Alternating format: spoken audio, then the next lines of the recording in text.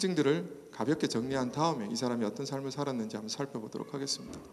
그래서 첫 번째로 박제가 그러면 가장 많이 논의되고 있는 실학적인 부분, 사회경제학자로서의 성취를 보여주는 텍스트가 있는데, 주로 많은 사람들이 박제가 그러면 북학의를 떠올리기 때문에 북학의를 많이 얘기합니다. 근데 북학의를 보시면 알겠지만 이게 구체적인 항목별로 조금 쪼개놔서 글을 썼기 때문에 전체를 이해하기가 굉장히 어려운 부분들은 있습니다. 오히려 그 텍스트는 병호소회라고 해서 1786년에 정조가 규장각 학신부들표에서 밑에 이제 그 신하들에게 나라를 부강하게 하려고 하는 방법들에 대해서 니네가 할 말을 다 해봐라. 그때 박제가가 글을 쓴 게 병호소회입니다. 길어서 병호년 정월 22일이니까 이렇게 쭉 길게 되는데 보통 병호소회라고 얘기를 합니다. 이날 박제가가 정조를 위해서 그 당대의 조선이 나아갈 방향, 사회경제적인 방향에 대해서 쓴 글입니다.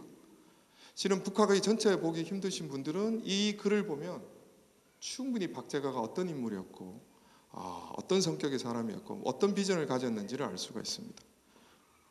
그리고 정조가 꿈꾸었던 세계와 박제가가 꿈꾸었던 세계가 너무 달랐구나 라는 것도 알 수 있게 됩니다. 보시면 알겠지만 박제가가 얘기했던 거는 지금 19세기 말이잖아요. 그죠? 1786년이니까 거의 100년 후에 갑오개혁 때 나올 법한 얘기들을 이 시기에 하게 됩니다. 그래서 수업 중간중간에도 학생들이 이런 얘기를 합니다. 과연 박제가가 얘기했던 것들이 과연 정조가 받아들여서 역사가 바뀌었다면 어땠을까? 과연 우리가 일본에 넘어갔을까? 이런 말도 안 되는 가정도 해보기도 했을 정도인데, 중요하게 얘기하는 게 상업입니다. 그 당시에 조선이 조선 후기 18세기 들어오면서 농업 경제력이 굉장히 활성화됩니다. 농업 생산력도 높아지고, 그렇다 하더라도 기본적으로 상업 자체가 국내 상업에 머물러 있었기 때문에 굉장히 경제적으로 취약합니다. 실제로 어느 일본 학자들을 놓고 보면 그 당대 일본 에도 시기에 일본 동경이랑 서울이랑 비교했던 자료들을 보면 정말 조선이 못 살았구나 라는 걸 느낄 정도로 그래서 박제가 얘기했던 게 중국과의 상업 교육입니다. 그 당대에 주로 중국과는 육로 교육을 합니다. 걸어서 2달 걸립니다. 거기에서 각종 계시나 후시가 이루어졌기 때문에 굉장히 시간도 올리고 중국과 조선의 여러 가지 제약들이 많았기 때문에 박제가가 얘기했던 것은 수로를 통한 해상무역입니다. 굉장히 획기적인 제안들이고, 그 다음에 두 번째로 얘기하는 게 중국에 들어와 있는 위대한 인재들. 지금 얼마 전에 신문에 보니까 서울대 교수님께서 지금의 시스템, 학생들을 뽑는 교육 시스템을 가지고 얘기했던 것들이 있는데, 고등학생이랑 같이 그걸 했던 모양입니다. 프로젝트를 했는데 얘가 너무 똑똑해서 각종 컴퓨터 대회에서 세계 대회에서 다 상을 받았는데, 문제는 그걸 하는 과정에서 한 달 정도 이 사람이 그걸 했어야 됐나 봅니다. 학교도 제대로 못 다루고 그러니까 내신이 떨어질 수밖에 없잖아요. 그죠? 세계 대회에서 그 당대에 미국에서 MIT 직원이 와서 너 우리 학교 와라. 너 같은 사람을 우리가 데리고 가야지 어떻게 하겠냐고 그럴 정도인데, 지금 우리 수시 시스템으로는 그 학생이 떨어질지도 모른다고 이랬어야 되겠냐고 막 한탄했던 대목들이 나오는데, 인재를 등용하는 건 굉장히 중요하거든요. 그래서 박제가가 어떤 얘기를 하냐면 정조에게 중국에 들어와 있는 서양 선교사들, 서양 인재들, 서양의 선교사들 들어와서 제대로 한번 운영을 해봐라 이런 얘기도 하고, 더 중요한 거는 세 번째입니다. 양반에게 상업을 허용하라. 놀고 먹는 양반들을 벌레에 비유합니다. 이런 것들은 18세기 넘어오면서 굉장히 많은 진보적인 학자들이 그런 얘기를 합니다. 성호 유익 같은 경우도 얘기를 합니다. 놀고 먹는 양반들은 천하의 쓰레기들이라고. 쓰레기는 좀 과한 얘기고 벌레들을 얘기를 합니다. 그래서 실제로 스스로 농사를 짓죠. 그리고 삼두회라 그래가지고 콩을 가지고 된장국을 끓이고 콩나물을 무치고 그다음 두부를 만들어서 온 가족들을 불러서 먹으면서 시도 짓고 하면서 왜 우리가 부황작물로서의 콩의 가치를 설명하면서 실생활에서도 실천을 해야 된다는 얘기를 하게 되는데, 그게 삼두회는 굉장히 중요한 모임인데, 이런 좀 진보적인 실천적인 삶을 살았던 사람들에게 당대의 양반들은 천하에 쓸모없는 사람이었습니다. 근데 문제는 그 시스템 자체 내에 속해 있는 양반들은 실제로 할 수 있는 게 없었어요. 그래서 누가 박제가는 양반들에게 상업을 허용해달라고 얘기를 합니다. 도저히 그 당대의 정조가 용납할 수 없는 얘기들이죠. 그 외에 여러 가지 얘기들을 하게 됩니다. 아마 이 박제가가 하란들에 했었으면 어땠을까라는 생각이 듭니다. 이런 얘기하는 사람들 정조가 받아들이겠어요? 어렵습니다. 당대 정조가 꿈꿨던 세상은 이런 세상이 아니에요.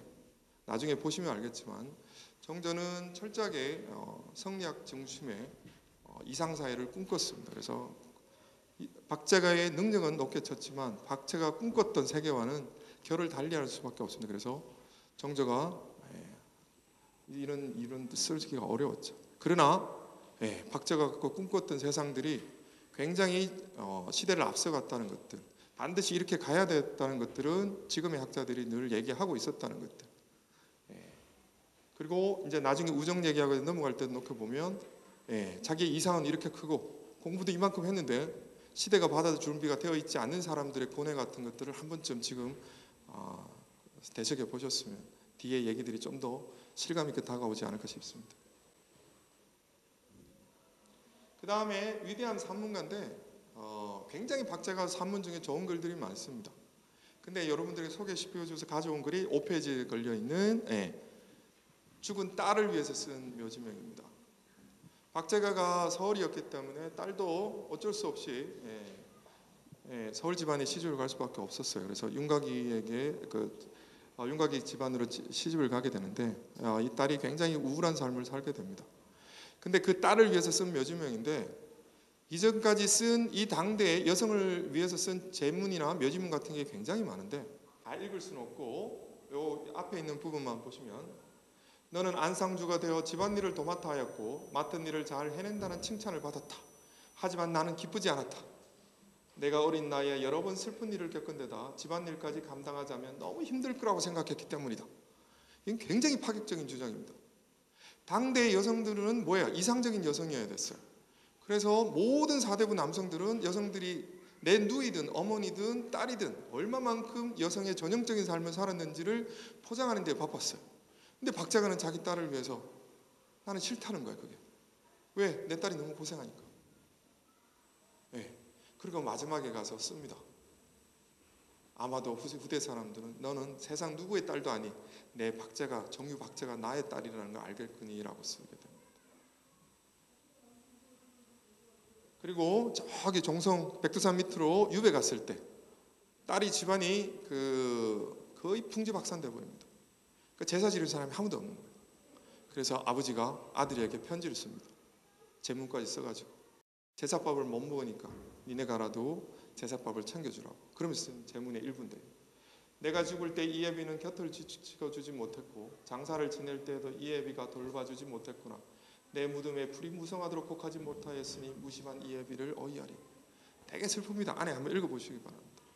시집 갈 때 딸의 얼굴을 못 봅니다. 일하러 가니라. 그 다음에 아파가지고 배가 복수가 찼던 것 같은데 배가 불러오는데 임신한 줄 알고 또 못 챙겨줍니다. 그 다음에 임종 소식을 듣고 가서 마지막 얼굴을 봐야 되는데 또 이것저것 처리하다가 좀 늦게 가는 바람에 마지막 임종할 때 임종하고 나서 염할 때 얼굴을 못 봅니다.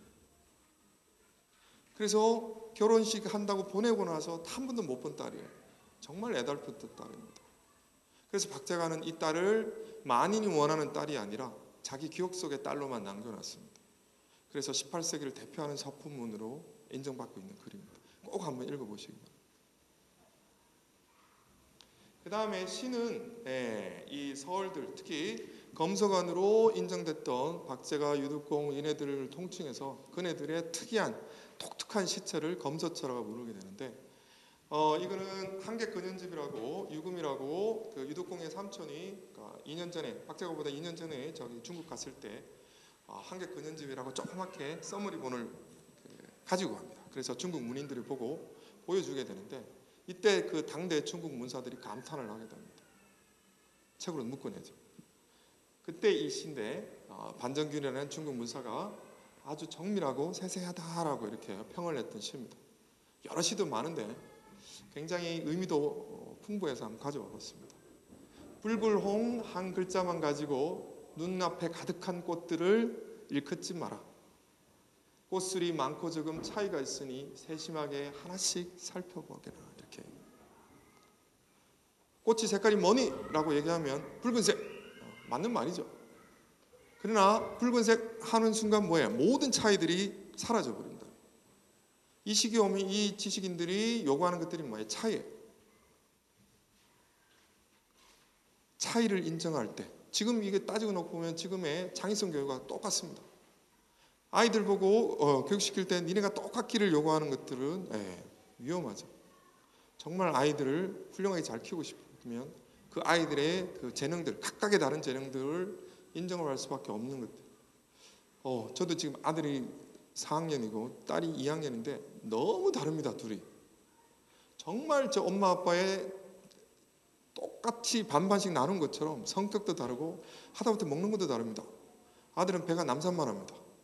어떻게 그걸 빼보려고 해도 야채를 안 먹으니 어떻게 해들 도리가 없는데, 또 딸은 고기를 안 먹고 야채만 먹습니다. 근데 그걸 막 딸한테는 고기 먹으라, 아들한테는 야채만 먹으라 하면 애들도 스트레스 받고, 그래서 자연스럽게 좀 놔줘야 된다는 생각을 많이 하게 되는데, 한 번쯤 이 시들은 한번 눈여겨보시기 바랍니다. 그리고 이제 이건데 1804년에 1월 4일 날 이혜영이라는 사람이 중국을 가게 됩니다. 그래서 그 당시에 중국 문사를 만나요.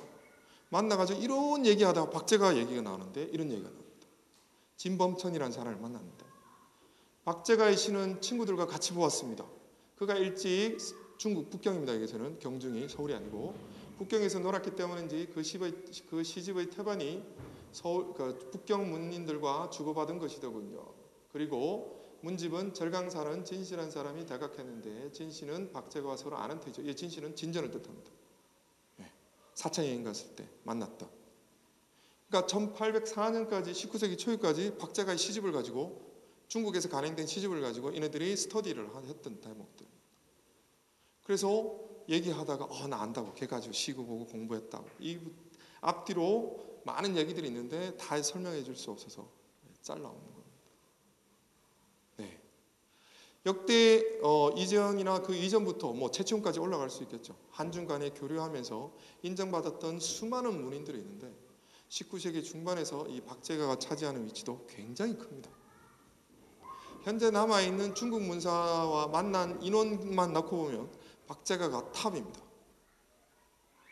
지금 각종 회인시나 호조집 같은 텍스 속에 남아있는 기록들만 놓고 보면 박제가가 우정에 미친 사람처럼, 정말 미친 사람처럼 중국 문인들과 예술가들과 사상가들과 만나서 교류를 했던 기록들이 여실하게 남아 있습니다. 나중에 또 말씀을 드리겠지만 그 인물들이 나중에 추사 김정희로 그대로 넘어갑니다.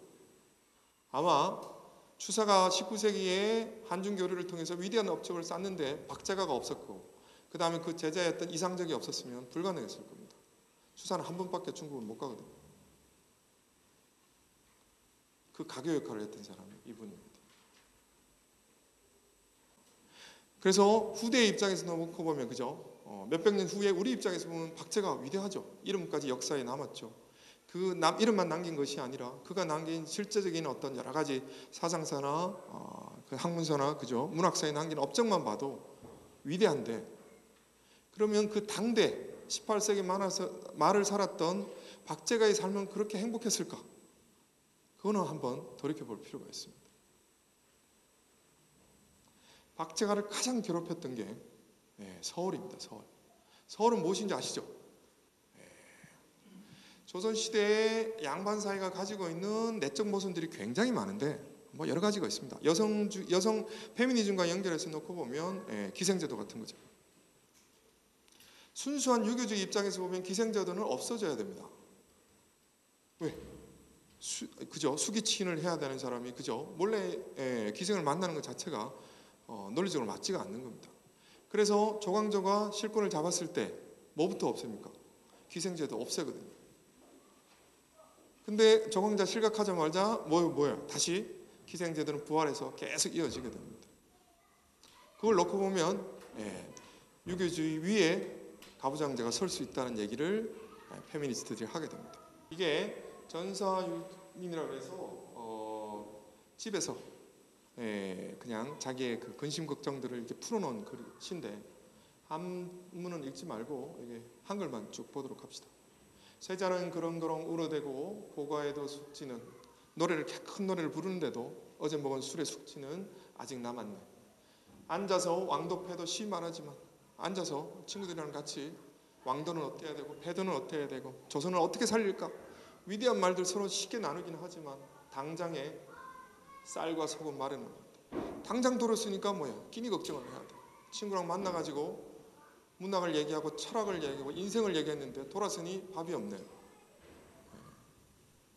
비바람에 한 해는 모두 다 가고 산천도 나날이 추워지는데 찬재를 뒤적이며 홀로 온 날이 좋은 식구 무심코 떠올랐으니, 그런데도 다시 할 일이 없어서 이제 쟤를 이제 추우니까 쟤를 뒤적이고 있으니까 뭐야, 무심하게 식구가 떠오르는 거예요. 얼마나 슬퍼요, 그죠?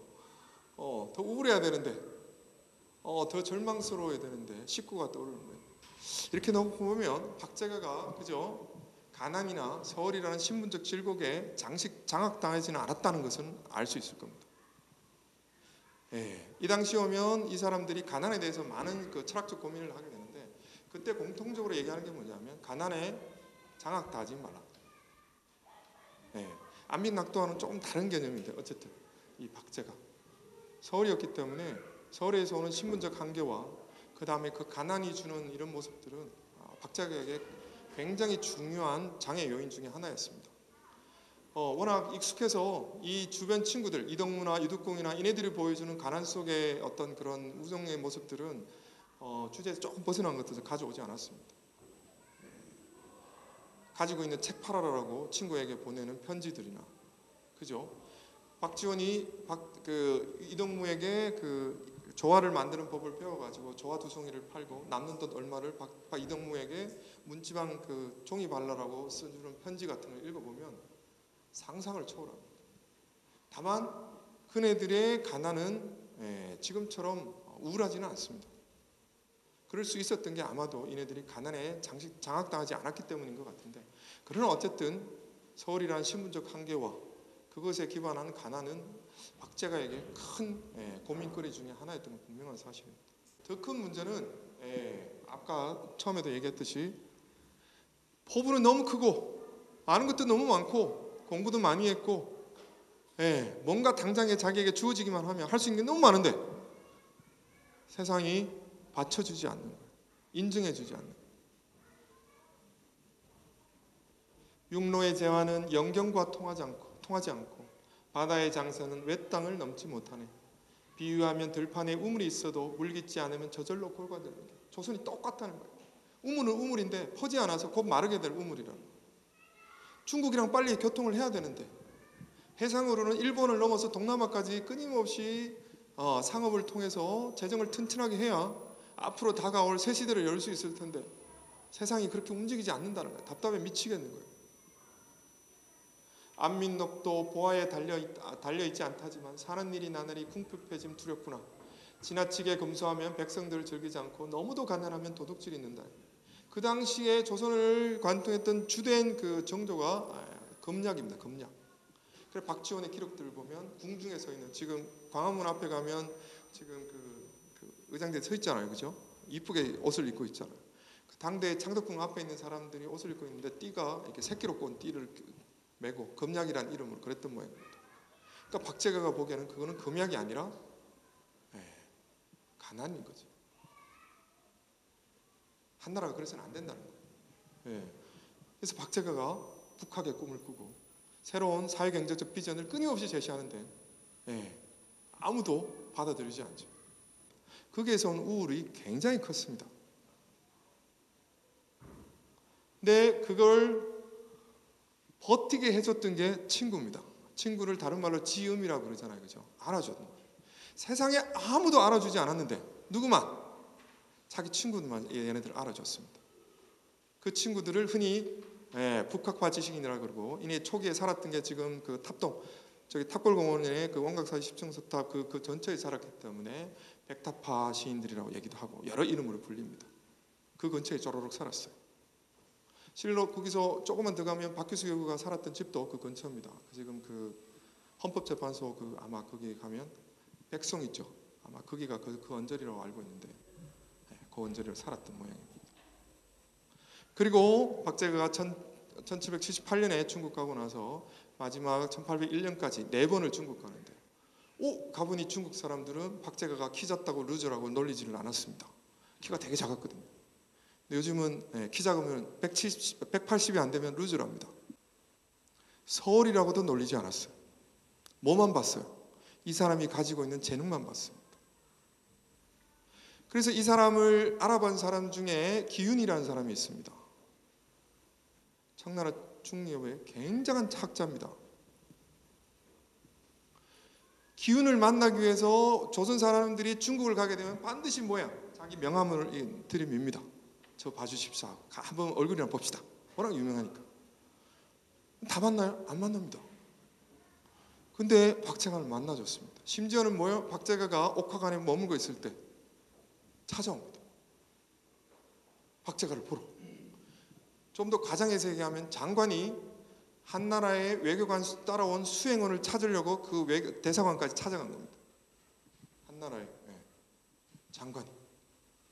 어마어마한 사건이에요. 왜 그렇겠어요? 서울인데, 가난한데 박제가의 능력만 본 겁니다. 이 사람이 가지고 있는 작은 키 속에 담겨있는 그 무한한 세계를 인정을 해줬던 겁니다. 그게 없었으면 박제가는 아마 미쳤을 겁니다. 워낙 성격 자체가 그렇기 때문에. 그래서 그 당대에 조선 사람들이 박제가를 두고 중국에 미쳤다고 그래서 당배 막 별별 말을 가지고 박제가를 막 욕했지만 박제가는 그런 거 아랑곳하지 않았습니다. 왜? 유일하게 자기의 숨 쉴 곳이었거든요. 여기 아버님들 많이 계시고 어머님들 계시는데 누군가를 자기 알아준다는 건 굉장히 소중하잖아요, 그죠? 그래서 제가 집사람한테 일을 하라고 계속 시킵니다. 맞벌이를 하라고 시키는데 돈 벌어라고 시키는 것이 아니라 애기 다 크고 났을 때 당신 이름을 꼭 찾으라고. 제 아들 이름이 이동민인데 동민이 엄마로 살지 말고 박은정이라는 이름을 꼭 살라고 얘기를 합니다. 네. 그 외에 잘해주는 건 없습니다. 근데 그가 말 한마디로 때로는 감동을 먹더라고요. 그게 뭐라고 그죠? 그래서 저도 딸한테도 그런 얘기를 합니다. 누군가의 어머니로도 살게 될 것이고 누군가의 할머니도 살게 되겠지만 아빠가 제가 이름을 지어줬거든. 이설인이라는 이름으로 살았으면 좋겠다. 내가 처음으로 인정해준 너의 존재를 인정해준 그 이름을 잊지 말았으면 좋겠다라고 얘기를 하는데 아마 박제고도 그렇지 않았나 생각이 듭니다. 그래서 백탑 청년이라고 부르는데 백탑에서 만났던 그 아름다운 인연들을 얘기를 합니다. 혹시 무사 백동수라고 들어보셨나요? 무예도보 통지라고 유명한 글을 쓰신 분인데 지금식으로 하면 우리나라에서 칼싸움 제일 잘하신 분, 이 정도로 생각하시면 됩니다. 정조 때 이등무의 처남이었고 똑같은 서울이었습니다. 똑같은 처지에 서울이었어요. 얼마나 가난했겠어요. 살다 가서 못 살아서 저기 강원도 기린엽으로 살기 위해서 간 겁니다. 화전이나 부쳐 먹으려고. 우리나라에서 가장 무술을 잘하는, 좀 더 비유하자면 우리나라에서 체육을 잘해가지고 올림픽 금메달을 몇 개씩 땄는데 너무 가난해서 일하러 가는 거랑 똑같습니다. 근데 박제가가 자기도 가난하니까 어떻게 해줄 도리가 없는 거예요. 그때 써준 글입니다. 백영숙이 기린엽으로 떠나는 백영숙을 보내며 줄 수 있는 건 뭐밖에 없어요. 글 한 편밖에 없는 거예요. 거기에서 친구란 무엇인가를 얘기를 합니다. 그때 가난한 날의 우정에 대해서 얘기를 합니다. 꼭 한번 읽어보시기 바랍니다. 거기 보면 돈 빌리는 얘기가 나옵니다. 똑같습니다. 지금이랑. 어떻게 친구들은 돈 빌리려고 전화를 하면 바로 알아채는지를 모르겠어요. 그죠? 기가 막힙니다. 돈 얘기하기 전에 다른 얘기를 하죠. 그 얘기 그대로 나옵니다. 박제가. 어떻게 버실한 술잔을 들고 은근한 증을 나누면서 손을 맞잡고 무릎을 가까이 맞대는 사이만은 아닙니다. 친구라는 것은 가까이 있다고 친구는 아니라는 거예요. 늘 본다고 친구는 아니라는 거예요. 사람은 누구나 아끼는 마음이 있는데 그 중에서 가장 욕심내는 것은 재물이고 또한 남에게 부탁해야 할 때가 있는데 돈 얘기보다 꺼내기 어려운 게 없습니다. 재물과 돈을 빌리는 이야기를 하면서도 끓이김이 없는 것이라면 다른 것에 대해서는 어떠하겠습니까? 진정한 친구라면 뭐야? 재물을 아끼지 않을 거라는데. 자, 이거 시가 조금 긴데 제목이 보면 야숙 강산이라고 되어 있어서 강산은 이수고를 뜻합니다. 네. 이수고가 한 4살 정도 아래인 걸로 알고 있습니다. 그래서 이게 이제 알려져 있는 이수고의 초상입니다. 이분도 시로서 굉장히 유명했던 인물입니다. 물론 서울은 아닙니다. 보시면 알겠지만 형제지만 기운을 나누지 않고 부부면서 한 집에 살지는 않네. 친구라 그렇다는 거예요. 형제인데 피를 나누지 않았을 뿐이고 부부인데 한 집에 살지 않는 부부. 그래서 이 당시에 오면 친구를 어떻게 정리할까 여러 얘기를 하는데, 그래서 마트 브리치라는 사람의 교우론이라는 책에서 가져와서 친구는 제2의 나라는 얘기도 하게 되고 뭐 여러 가지 얘기들을 하게 됩니다.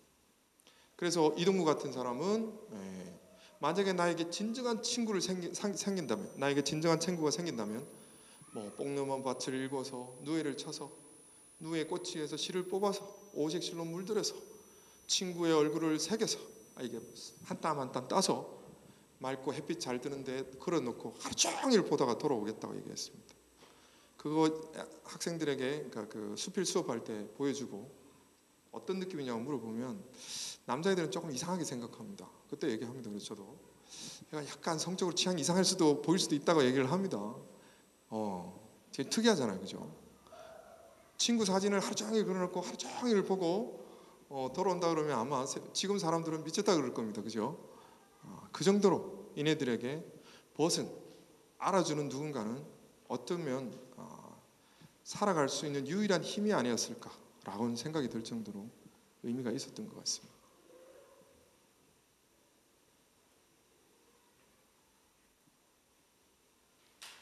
이게 그 중에서도 박제가와 가장 정을 많이 나눴던 이동무입니다.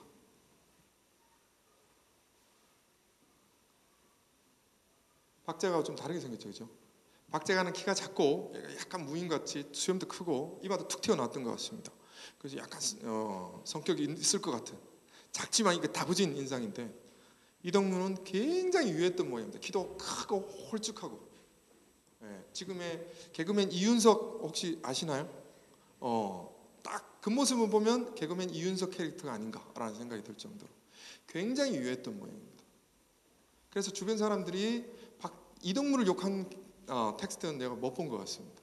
다 좋은 평가, 유하고 성격 좋다고 얘기를 했던 독서광이었고 스스로 간서치라고 불렀을 정도로 구들이 다 깨져가지고 난방이 안 되는 곳에서 불을 떼니까 이렇게 연기 같은 게 나올 거 아니에요, 그죠? 그럼 연기를 피해가면서 책을 읽었다고 하는 독서광이었는데, 이 사람에 대해서 쓴 겁니다. 보면 목욕한 듯 빛이 나고 달이 누각 들이우니 오늘 밤 가만 앉아 말리 가을 깨닫누나 서쪽 보고 웃는 맹인 헛된 생각 많겠고 남면 가는 붕새는 어디 향해 가려나 허공보이 깜빡깜빡 은하수는 어지럽고 땅에서는 우수수 낙엽이 구르구나 내 마음 깊은 근심 그대 잘 이해하니 두 사람 우정 위에 다시 무얼 구하리. 이렇게 친구한테 써준 겁니다. 네가 나를 잘 이해해주고 내가 굳이 말하지 않아도 네가 내 마음을 잘 이해해주고 네가 말하지 않아도 내가 네 마음을 아니까 그럼 뭐 피가 이렇겠니? 우리 우정만 있으면 되지 라고 서로 이렇게 마음을 교감하는 대목들입니다.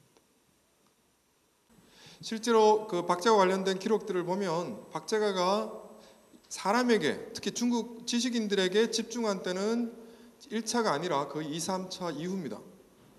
박제가가 1차 갔을 때는 북학의를 저술하기 위해서, 다시 얘기하면 평소에 꿈꾸었던 자기의 그 이상들을 중국의 경험을 통해서 실제로 확인하기 위해서 갔던 작업이었던 것 같습니다. 그래서 그 당시에 박제가가 연행록을 남겨놓지 않아서 정확하게 확신을 드릴 수는 없지만 전체 이 사람이 남긴 기록들을 놓고 볼 때 박제가에게 1차 연행은 자기의 이상을 실현하기 위한 실제 모델들을 중국을 통해서 확인하는 작업들, 그걸 북학의를 통해서 보여주는 시기였다고 생각이 됩니다.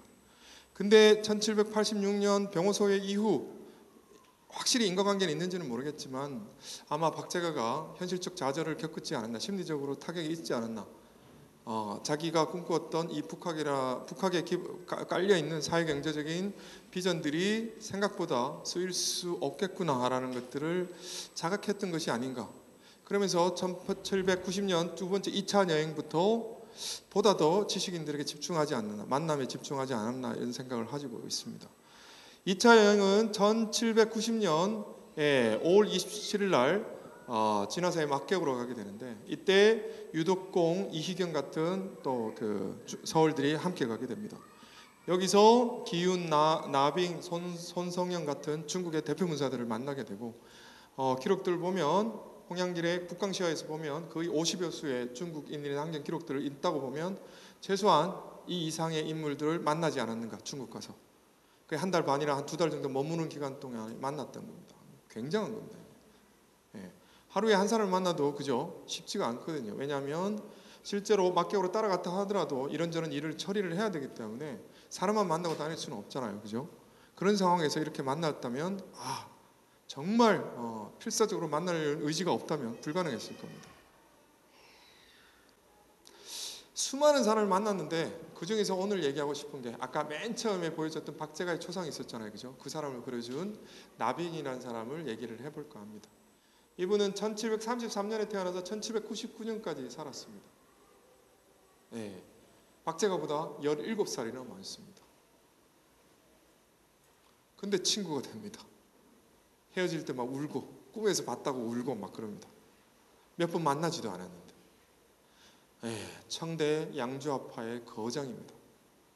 만나가지고 너무 좋았는데 곧 간다 그러니까 17살이나 많은 이 나빙이 너무 가슴이 아픈 거예요. 이제부터 좋은 선비인 담담하게 봐야지. 이별의 정 마음을 슬프게 만들 뿐이야. 이제부터 멋진 사람 오면 이제 마음 안 줘야지. 마음 주자마자 헤어지면 가슴이 너무 찢어지니까 이제 못 주겠다라고 얘기를 한 겁니다. 한 번 만났는데 이럴 수 있다는 게 너무 놀랍잖아요. 그죠? 이네들 보면 지금처럼 우리가 사람을 보지는 않았던 것 같습니다. 지금 우리 아이들 이렇게 커가지고는 이런 만남은 도저히 못 가질 거라고 생각합니다.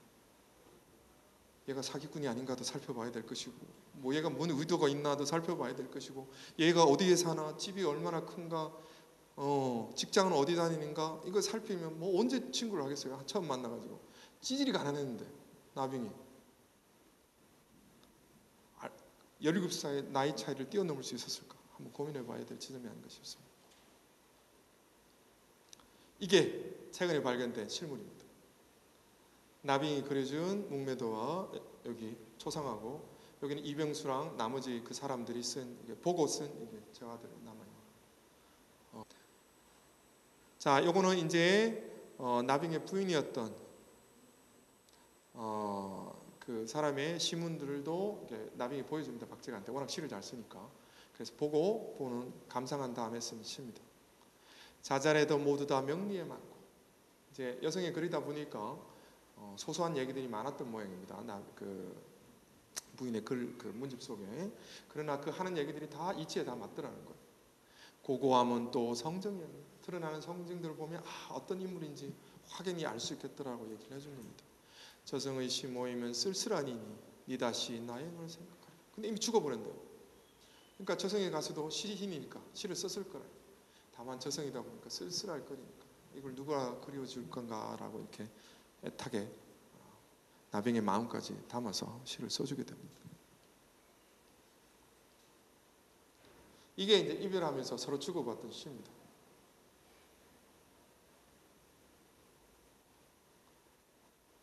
이별 후에 나빙에게 붙이다라고 쓰죠. 나양본이라고, 기나양본이라고. 이제 말 타고 오는 거예요. 북경 성문을 떠나서 나오는 겁니다. 그죠? 근데 갑자기 나빙이 생각나서 써서 보낸 겁니다. 넉나간 듯 꿈결인 듯 눈물만 흐르는데, 갑자기 나빙이 생각이 나서 눈물이 주룩주룩 흐른다는 겁니다. 허공 속 얽힌 정을 그림 놓고 옵절이네. 그림 무슨 그림이겠어요? 나빙이 그려준 그림이겠죠. 어인일로 하늘 서편 고개를 돌려보나 남은 사람 이별 근시 또 가을 그늘일세라고 이렇게 딱 썼습니다.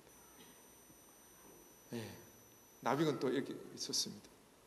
꿈결 속에 갑자기 그대 보고서 서두르며 그대와 얘기 나눴지. 모르겠네 그대도 꿈을 꾸면서 이 사람을 만나지 않았던가요? 이렇게 보냈습니다. 이거는 보통 여인이 남편을 남군을 그리워할 때, 연인을 그리워할 때 쓰는 시의 대부분 이렇게 씁니다. 특히 시조에 이렇게 많이 나타납니다. 보통 이렇게 선잠을 들죠. 그때 남편이 찾아옵니다. 그래서 막 얘기하려고 그러는데 잠이 확 깨. 소나기가 확 내리거든요. 소나기가 내릴 때 오동나무 잎에다가 소나기가 두두둑 떨어지는 거, 그 소리 놀라서 깨버립니다. 딱 그 사이즈, 그 모습 그대로. 꿈에서 나 봤을까? 보면 이상한 거 아닌가 싶은데 그만큼 몇 번 만나지도 않았잖아요. 그죠? 굉장히 특이한 거. 그래서 이 박제가의 이 그 우정을 가지고 여러 얘기들을 하게 됩니다. 박제가 개인으로 놓고 보면 이 사람의 여러 가지 삶의 질곡들을 탈출할 수 있던 유일한 출로였다고 얘기를 합니다. 이거는 제 얘기가 아니라 박제가를 연구했던 여러 사람들의 공통 의견이었던 것 같습니다. 백탑에서의 청년과 연행을 통한 천혜지교부는 박제가가 숨 쉴 수 있는, 그나마 박제가의 여러 조건들을 다 버리고 박제가 그 자체만 봐줬던 그 장이었기 때문에 그랬던 것 같습니다. 그리고 두 번째는 새로운 인간관계의 모델 형성이라고 얘기를 하게 되는데, 무슨 말이냐면 이때 오면 양반사회가 흔들리기도 하지만 고착되는 지점도 굉장히 많습니다. 그래서 이때 오면 사상 때문에, 당파 때문에, 가난 때문에, 여러 가지 조건 때문에 친구가 거의 이루어지지 않습니다. 심지어는 그 18세기 초기에 그 동계 조구명 같은 사람들은 이 사람은 소론 집안의 굉장히 중요한 인물이었습니다. 능력도 뛰어났고 산문도 잘 썼고 글씨도 굉장히 잘 썼는데 좀 아팠습니다. 몸이 아프고 그러니까 유교적인 경전보다 이 도교나 불교책을 많이 보게 됩니다. 당연히 자연스럽게 자기 글 속에 그런 게 녹아날 수밖에 없죠. 근데 그 당시에 서로 교통하고 있던 황경원이나 남용이나 이런 사람들이 서문을 써주라 그랬을 때 안 써줍니다. 왜? 그런 그 이단적 성향 때문에. 그 기록 남아 있습니다. 그래서 하루는 이 사람이 거울을 보고 글을 씁니다. 거울 보면 나는 이런 사람인데 왜 세상 사람들은 나보고 이렇게 얘기하지? 천하에 나를 알아주는 사람은 저 위에 하늘과 나의 친구인 임상정과 나의 사촌 모촌 형이 주의 조현명이 나를 알아줄 뿐이다. 그러면서 마지막 구절이 더 절절합니다. 노자에 보면 나를 알아주는 사람이 적어야 귀하다고 했는데 나를 알아주는 사람이 세상에 둘밖에 없으니까 나는 천하에 귀한 사람이다 라고 써놓은 글이 있습니다. 네. 그 다음에 유몽인이 이정구에게 보낸 이정구가 청나라를 갈 때 써준 글에 보면 그런 거 있습니다. 유몽인은 거의 북인 계열이고 이정구는 그쪽이니까, 그죠? 서인 계열이니까 같이 어릴 때부터 쭉 같이 공부하다가 나중에 그 당파 때문에 확 걸리게 됩니다. 근데 유몽인 입장에서는 미칠 노릇인 거예요. 그냥 친구인데 자기는 그런 개념이 없는데 계속 멀어지니까 그걸 애달파하면서 보낸 글이 있습니다. 보통의 중국 가는 사람들에게는 잘 다녀와라, 많이 보고 와라, 건강하게 하라, 이런 많은 경험을 해라 라고 보내는 얘기인데, 거기서 보면 그냥 우정에 대한 얘기를 하게 됩니다. 그 외에 다양한 얘기들을 볼 수 있게 됩니다. 근데 이 사람들은 그걸 신분관계도 허물어 버리고 나이 관계도 허물어 버리고 그 다음에 가난이나 이런 것도 따지지 않죠. 그 사람 자체만 얼굴이 보면서 다양한 관계를 형성하면서 새로운 모습을 보여줍니다. 그래서 좀 더 과하게 해석하시는 분들 어떤 얘기까지 하냐면 여기서 근대적인 어떤 인간관계의 그 기본 틀을 볼 수도 있다라고 얘기도 하게 합니다. 물론 18세기에서 근대를 찾는다는 것 자체가 뭐 여러 논란거리는 있기는 하겠지만 새로운 인간형의 모습들을 보여준 것은 분명한 사실인 것 같긴 합니다. 그 다음에 더 중요한 것은 그 제자였던 주사 김정희로 그 인맥들과 그 학맥들이 다 넘어갈 수 있는 교두보 역할을 했다는 것들 굉장히 중요합니다. 그 다음에 네 번째는 이때 오면 조선을 중심으로 병세여식이 싹 트게 됩니다. 최근에 와서는 동아시아 문화공화국 뭐 이런 얘기도 쓰기도 하고 여러 얘기도 하게 되는데 중국에서 쓰고 일본에서 씁니다. 다만 중국 쪽에서는 그 안에 약간의 그 동북공정이라고 하는 역사의식이 깔려 있고 일본 같은 경우는 그 제국주의 시선을 아직도 걷어내지 못해서 쓰기는 굉장히 어려운 바는 있기는 하지만 어쨌든 그 당대에는 이걸 병세의식이라고 했습니다. 동시대를 살아가는 동시대 문화를 살아가기 때문에 서로 교통할 수 있는 문화가 다르고 모든 것이 다르지만 같을 수 있는, 그래서 우리나라에서 병세집 같은 여러 가지 책들이 나오게 됩니다. 그걸 가장 잘 보여준 사람이 박제가입니다. 이 사람의 문집 속에는 만주족, 한족, 몽골족, 그 다음에 베트남인, 유구인, 일본인 다 들어가 있습니다. 굉장히 매력적입니다. 그래서 이런 점들은 박제가를 통해서 이해를 해주시면 좋겠고, 궁극적으로는 어쨌든 과거의 박제가는 의미가 없지 않습니까? 그죠? 지금의 박제가가 더 중요하니까 박제가 살아왔던 자취 이들을 통해서 지금 우리를 한 번쯤은 고민해 봐야 되지 않는가. 지금의 우리의 관계, 인간관계에 대해서 지금 우리 관계는 너무 쓸쓸하지 않나 하는 생각이 듭니다. 여러 가지 조건들이 너무 많잖아요. 실은 박제가보다 우리는 더 열려있는 세상에 살고 있는데도 불구하고 더 갇혀있는 만남을 가지고 있으니까요. 지금. 그래서 나이도 잊을 수 있는, 사상도 잊을 수 있는 그런 차이들을 뛰어넘고 과연 만날 수 있을까? 더 중요한 것은 그 만남이 단순히 심리적 교감, 심리적 위안 차원을 넘어서서 그 사람의 시가 바뀌고 그 사람의 문장이 바뀌고 그 사람의 학문이 변하게 되는 그런 만남들을 과연 우리는 가지고 있는가? 가질 수 있는가? 이런 고민들. 내가 못 가진다면 나의 후손들에는 어떤 방식으로 어떻게 비전을 제시해 줘야 되는 것인가에 대한 고민들은 해봐야 되지 않는가. 가끔씩 TV 보면 아파트 문 이렇게 못 지나다가 이게 철문으로 막는 그런 뉴스들이 비일비재하게 나오잖아요. 그죠? 그럴 때 보면 막 눈물이 납니다. 그런 단순하게 그 아파트만의 문제가 아니라 우리 사회가 그렇게 흘러갈 거라는 거예요. 모든 만남이 자본에 의해서 결정이 되고 권력관계에서 결정이 되는 시대가 온다면 얼마나 슬프겠습니까? 그죠? 전혀 생산적이지 않죠. 네 분의 만남이 이네들에게는 우리가 평생을 만났던 친구보다 더 많은 것들을 만들어내지 않나는 생각을 가질 때면 부끄러울 때가 많습니다.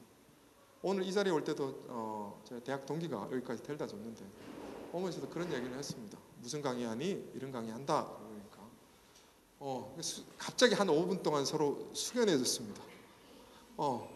그냥 친구는 운전만 하고 저는 앞만 보고 감정적 교류를 많이 한 것 같습니다. 젊은 학교 다닐 때는, 대학 다닐 때는 열심히 그녀의 집에서 하면서 술도 먹었던 것 같고 여러 가지 숙제도 하고 리포트도 쓰고 많이 했던 것 같지만 그 이후에 나는 그 사람에게 어떤 생산적인 일을 하게끔 도와줬는가, 그는 나에게 또 어떤 영감을 줬는가를 생각해 보면 괜히 제가 부끄럽고 미안하고 그렇더라고요. 그 짧은 5분의 시간이 아마 서로 많은 의미를 줬지 않나 하는 생각을 해봅니다. 그래서 전체는 박제가를 얘기했지만 각자 아버님, 어머님들 다 돌아가셔서 한 번쯤은 생각을 해주셨으면 박제가의 이름을 떠올리면서 만남이라는 거에 대해서, 인간관계라는 거에 대해서 한 번쯤은 생각해 주셨으면 하는 바람입니다. 5시 31분, 한 1분 초과했습니다. 이것으로 박제와 관련해서 강의를 마치도록 하겠습니다. 감사합니다.